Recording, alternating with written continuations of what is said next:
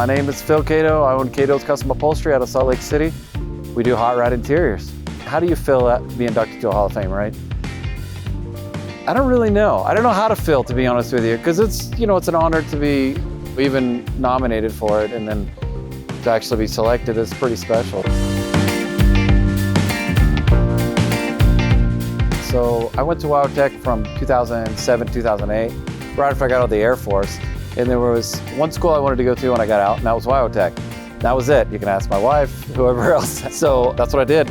I went to it. I thought it was the fast track on getting into our career field and things like that, and it absolutely was. When I went to WyoTech, I studied paint and refinishing first, then went to collision refinishing, just street rod fabrication, and then just by chance, my friend Mario said I should go take trim and upholstery, and that's why I took trim and upholstery. And that's what I do for a living now.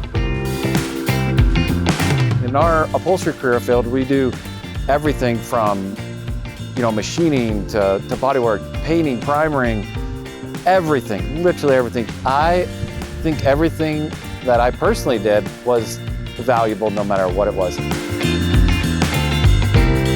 So I was 27 after I left WyoTech. I went and worked in the collision field at a Honda dealership, did small repairs, bumpers, fenders, things like that. But what it helped me do was really realize on the assembly, disassembly, how to bodywork small dents, big dents, whatever. Did that for about 4 years. And then during that time, I was doing upholstery work on the side because I really enjoyed it. Once that was finished up, I was like, I think I'm gonna open my upholstery business. And that's what I did. Just kind of went on a whim and did it, and been doing it ever since. How would I encourage kids to get in the career field? I think kids that want to be in their career field are encouraging themselves, actually.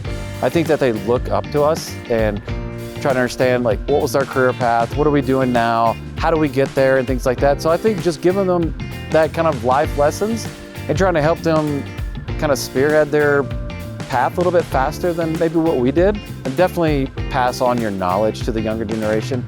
Don't hoard it, because if you don't pass that information on to the younger generation, how are they gonna learn? Don't be afraid to make a mistake, and do the things you avoid to most, because those are the things that you need to be doing. Everything comes back to when I went to school here at WyoTech, so it's very important to me. Then coming in and seeing my instructors that are still here, and just being friends with them throughout the years, and still being involved with the school, I think that's the most important thing.